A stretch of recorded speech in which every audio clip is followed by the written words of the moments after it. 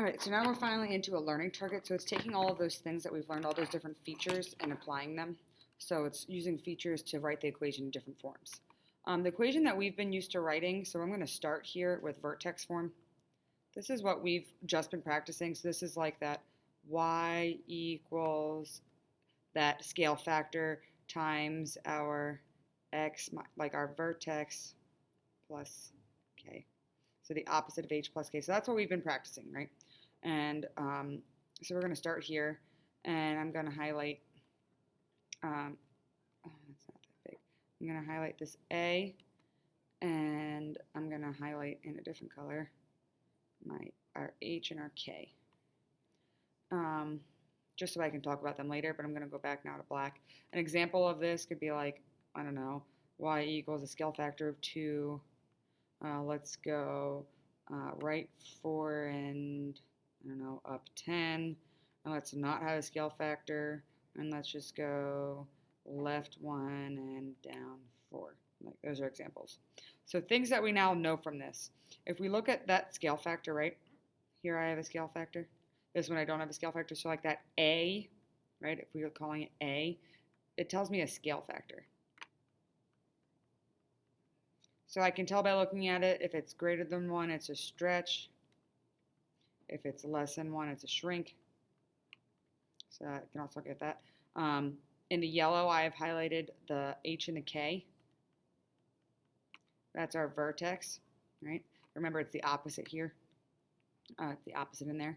And then the other thing I can look for, which it's not really represented, but I guess you would kind of look at A or inside your parentheses, is you're going to look for a negative symbol as well. And you can tell with a negative symbol if there was a reflection. But there's not really like a letter or something that I can put up there to note that.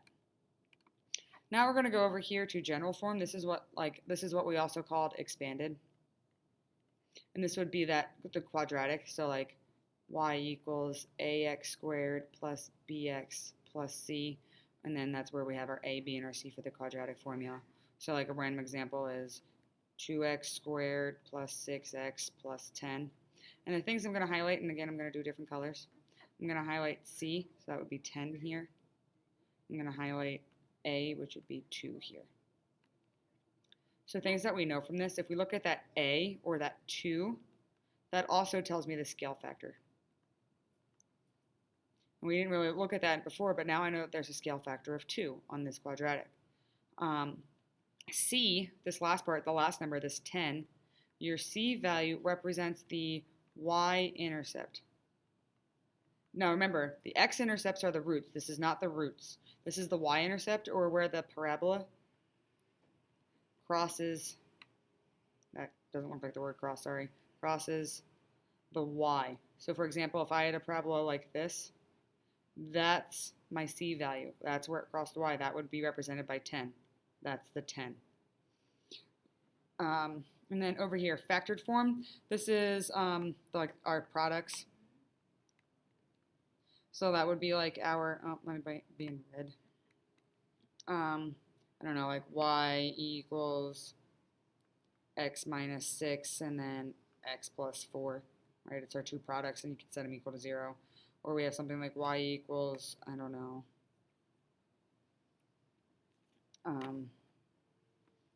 x times x plus 7, right? Two products of things.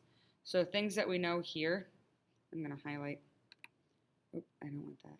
Things that we know here, what we just solved for, and that's what we were doing. We were solving for our roots, right? We set this equal to 0 here, and I would find my roots. That's what I'm doing, right? Set equal to 0, and then I find out that I find my roots.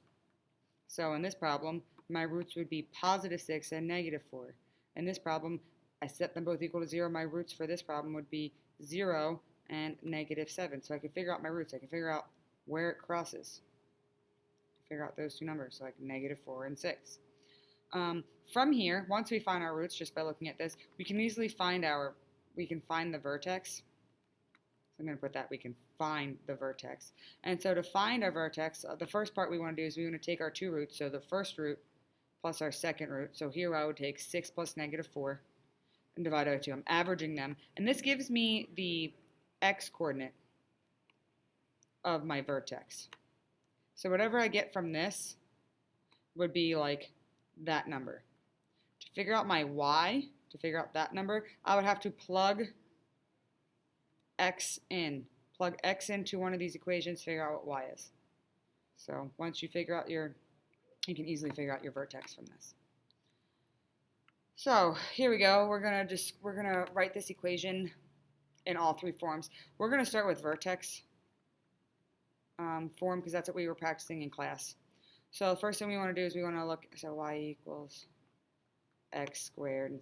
Let's look at our vertex. So we're going to go left 1, so I'm going to represent that by putting a +1. It's opposite, left 1, and it goes down 8. So that's the first thing. Second thing I want to look at is I want to look at scale factor. It normally goes over 1, up 1, over 2, up 4, over 3, up 9. But here I'm kind of going over 1, up 1/2, over 1, up 1/2, over 2, up 1, 2, over 2, up 2. So to get from, so now I want to compare these numbers, right? Those are the things that are changing. To get from 1 to 1/2, I multiply it by 1/2.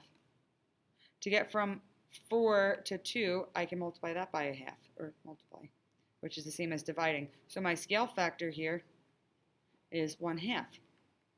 I'm changing by 1/2. 2 is half of 4, 1/2 is half of 1. So my scale factor here is 1/2. I'm looking at that. And then I can see that since it's facing up, I did not reflect it, so I don't need a negative. And that would be it in my vertex form. So we've been practicing that. Now let's go to, and I guess I'll do this in a different color. The next easiest one would be factored form. So factored form would be like y equals, and then I'm just putting my roots in there. So I can look here, and I can see that my roots are 3 and -5.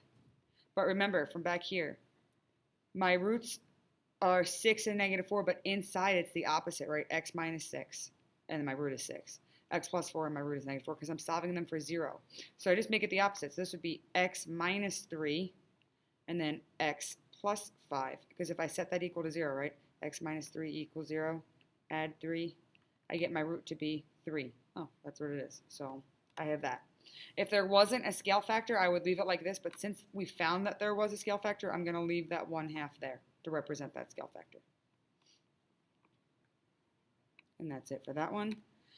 General form, this is a lot harder. For at least this one it is. So remember, this is our ax squared plus bx plus c. We know that a from over here, a is our scale factor.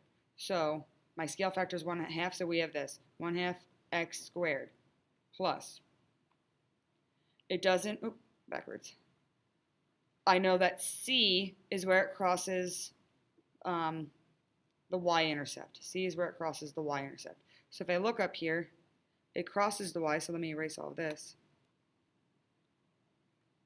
It crosses the y right there. That's where it crosses the y. Here's my y, and it crosses there, and I'm going to call that negative, if that's 8, that's -7.5, so that's going to be my c. That's going to be my c, -7.5. So now I just need to figure out my bx. I need to figure out what number goes with that x, that b. And so what we could do is we could do the box, right? And I would have 1/2 x here, and I would have -7.5, and we could then guess to see what that is. That's going to take a long time.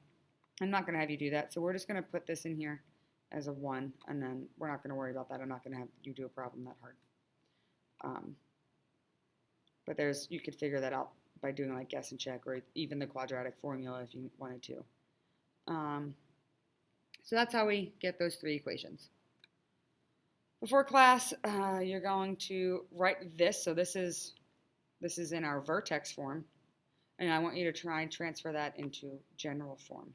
I don't have a story, sorry.